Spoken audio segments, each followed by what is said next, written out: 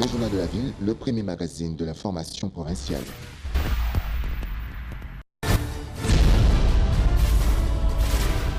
Tout de suite, le journal.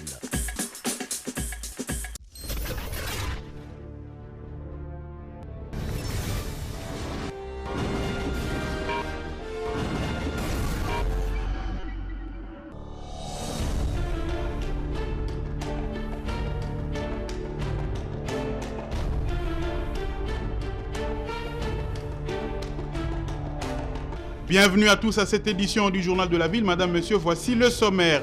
Le ministre provincial de l'Intérieur, Dolly Makambo, est en train d'être entendu dans une audience foraine ce jeudi soir pour maître de l'administrateur gestionnaire adjoint de l'hôpital Vijana dans la commune de Lingwala. Ce dernier a été abattu par un policier commis à la sécurité du ministre à cet endroit dans une affaire de spoliation. Les agents et fonctionnaires de l'État promettent d'entamer les actions de grande envergure si le gouvernement congolais n'arrivait pas à compléter les $10 sur leur salaire avant le mois de novembre. Décision prise lors de l'Assemblée générale tenue ce jeudi à Kinshasa. C'est tout pour les sommaires. Encore une fois, bienvenue dans ce journal.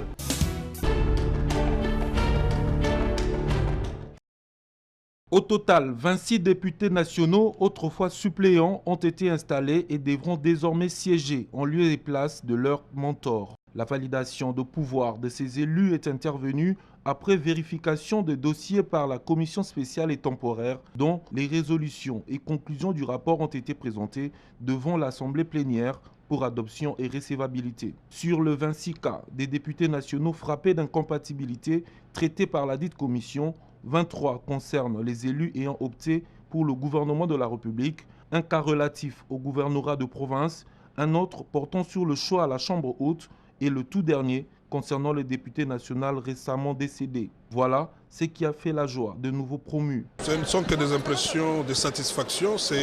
Être député national, c'est quand même une lutte assez rude. Et donc, il y a un grand travail qui a été fait en amont et aujourd'hui, nous sommes là pour travailler. Nous avons toujours été des gens qui mettons beaucoup de sérieux dans le travail, que ce soit au niveau du parti dans lequel nous évoluons.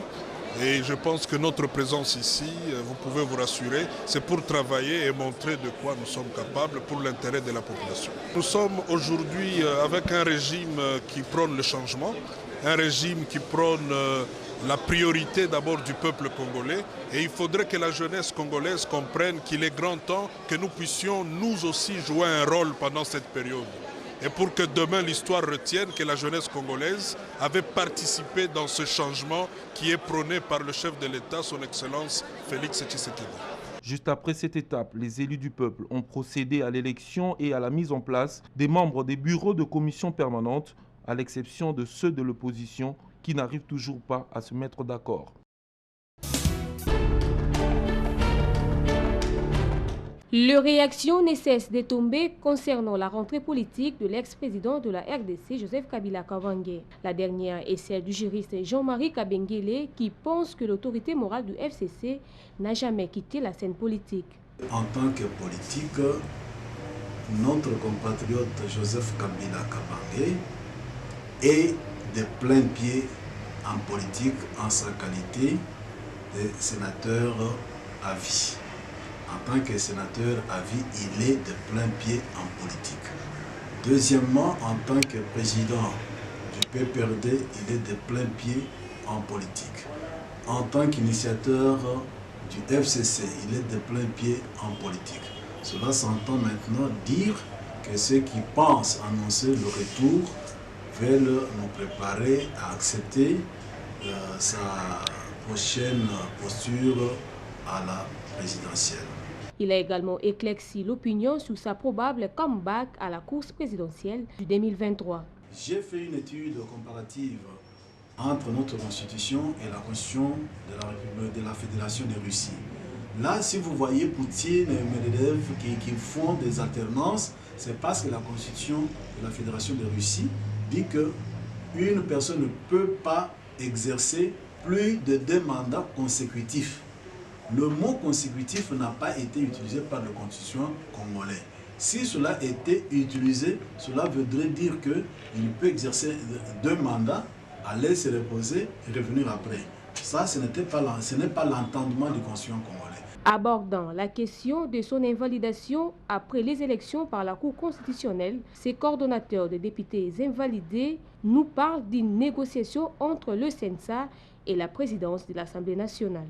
Il y a eu concertation et ça continue entre le CENSA, la présidence de la République et la présidence de l'Assemblée nationale pour que nos droits soient effectivement exécutés, c'est-à-dire nous sommes des députés nationaux, mais sans droit de siéger, mais nous avons tous les droits et avantages accordés aux députés nationaux. Les agents et fonctionnaires de l'État attendent leur paye complémentaire des $10 américains avant la paye du mois de novembre 2019. Si rien n'est fait, ils iront à la place Golgotha pour revendiquer leurs droits. Cette décision a été prise au cours d'une assemblée générale tenue ce jeudi 31 octobre à Fatima par l'intersyndicale nationale de l'administration publique. Fidel Kiyangi, président national de l'INAP, explique. Les agents et fonctionnaires de l'État ont d'abord compris que le gouvernement n'a pas respecté le protocole d'accord et qu'ils ont pris acte au regard des difficultés du pays. Ils ont accepté les $10 et que les $15 seront payés au même moment que les $50 de 2020, c'est-à-dire à l'application du budget de cette année 2020. Les agents attendent fermement la paye complémentaire de $10 parce que ça n'a pas encore été mis dans les salaires et que cette paye complémentaire doit intervenir avant la paye du mois de novembre. Faute de quoi, les agents ne toucheront pas les salaires du mois de novembre et nous allons nous retrouver avec le gouvernement à la place Golgotha. Et l'assassinat d'un fonctionnaire de l'État, administrateur gestionnaire adjoint de l'hôpital Vijana par un policier à Kinshasa, les agents et fonctionnaires de l'État de l'administration publique dénoncent. Un fonctionnaire a été tué à bout portant par un policier. Les agents et fonctionnaires de l'administration publique congolaise demandent au gouvernement d'ouvrir les enquêtes immédiatement et sans condition pour établir les responsabilités. Un agent et fonctionnaire de l'État n'est pas un ennemi.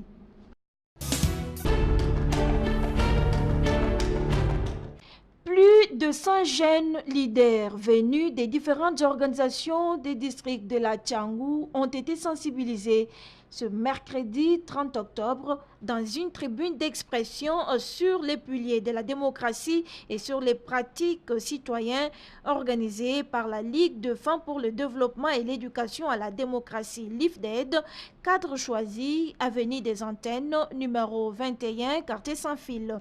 Ces jeunes leaders ont, à travers cette tribune, appris comment participer à la gestion de la Res Publica et revendiquer leurs droits pacifiquement, et c'est grâce à la LIFDED, et pour ce faire, ils promettent d'œuvrer pour la paix et de faire large écho.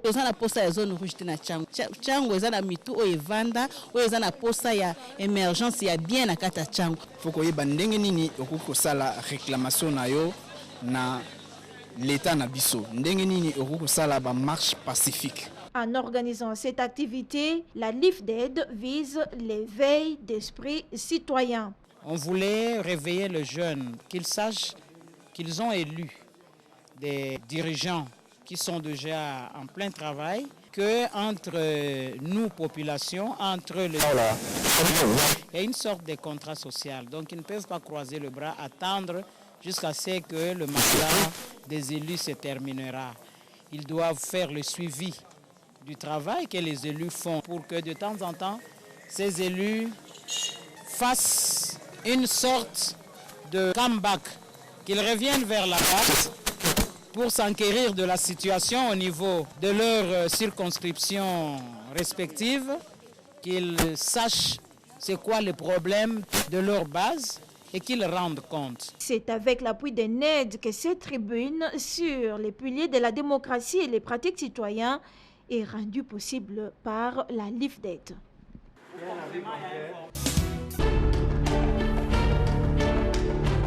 Lancement officiel le mercredi 30 octobre de la campagne de vaccination contre le choléra. C'est à Goma où le go de cette campagne a été lancé par le ministre de la Santé publique, le docteur Etienne Longondo. Je voudrais vous rassurer que le gouvernement de la République démocratique du Congo reste très préoccupé à tous les problèmes qui touchent à la population du Nord Kivu. Déjà, dans son programme de 100 jours, le président de la République, chef de l'État, a accordé une attention particulière à la vaccination dans le cadre de la couverture universelle. Nous sommes confiants que les épidémies actuelles, avec les efforts de tous, nous parviendrons à les juguler et permettre ainsi à notre population de se focaliser au travail pour relancer notre économie et le développement de notre pays. C'est ici l'occasion de rappeler que la lutte contre le choléra s'inscrit dans le cadre multisectoriel. Chaque secteur de la vie doit se mobiliser pour que nous parvenions à cet objectif. La desserte en eau potable, les mesures d'hygiène, l'assainissement et la sensibilisation doivent rester le cheval de bataille de tout le gouvernement.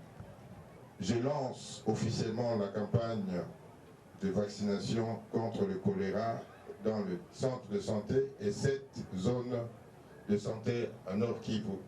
Améliorer la qualité des soins et la santé de la population est le souhait majeur du gouvernement congolais.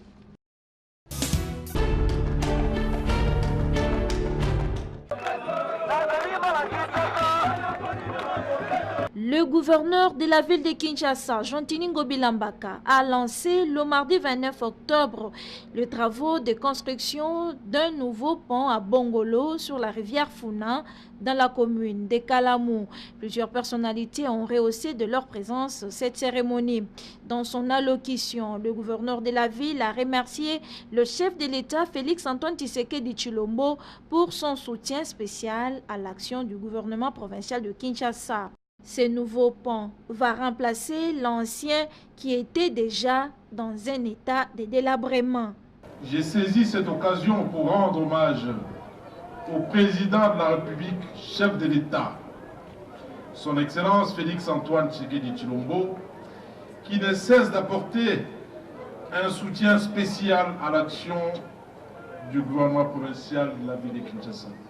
Il s'agira de l'aménagement des berges de la rivière et ses abords, c'est-à-dire l'élu majeur par un parc où les Kinois pourront séjourner, se délasser pour leurs loisirs. Enfin, l'avenue Permanence reliant Bongolo à l'avenue Victoire sera traitée en voie carrossable pour éviter des longs contournements vers les avenues Kasavubu et Kimwenza. La population des Kalamou, par l'entremise de leur bourgmestre, dit grandement merci au gouvernement provincial. Joseph Kabamba est bourgmestre adjoint de la commune de Kalamou. La population de Kalamou, par mon entreprise, vous dit infiniment merci pour les actes concrets que vous ne cessez de poser en leur faveur. Vous promettez leur soutien total durant toutes les années de votre mandat à la tête de la ville provinciale de Kinshasa. Ces ponts aura une capacité de 50 tonnes, a souligné le ministre provincial de Travaux publics et Infrastructures.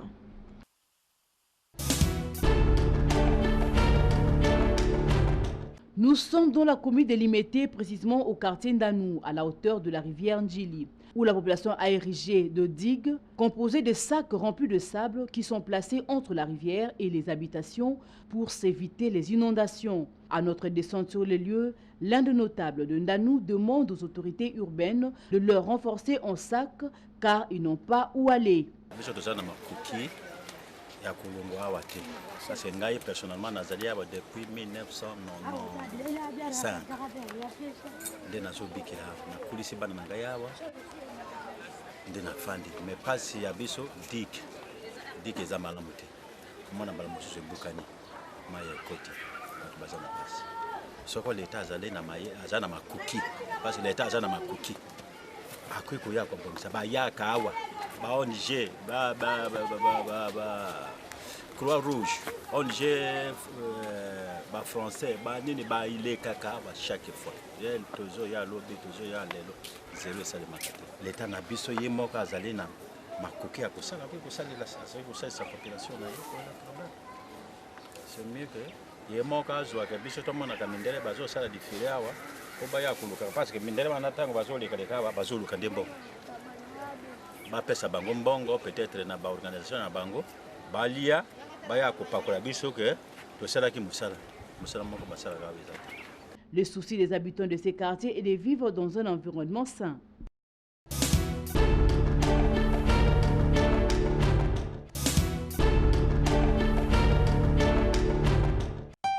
La succession du fait Dr Mwanampu procède à la vente de la villa familiale qui se trouve sur l'avenue du Congo numéro 40 au quartier d'Elvo dans la commune de Ngaliema.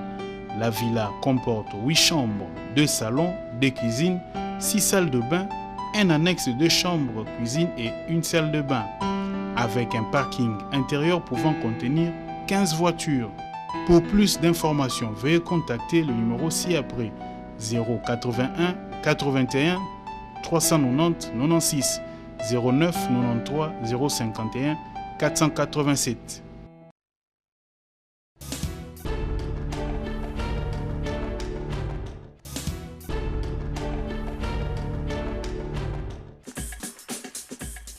Ainsi s'achève cette édition du Journal de la Ville. Toute la rédaction vous remercie de l'avoir suivi.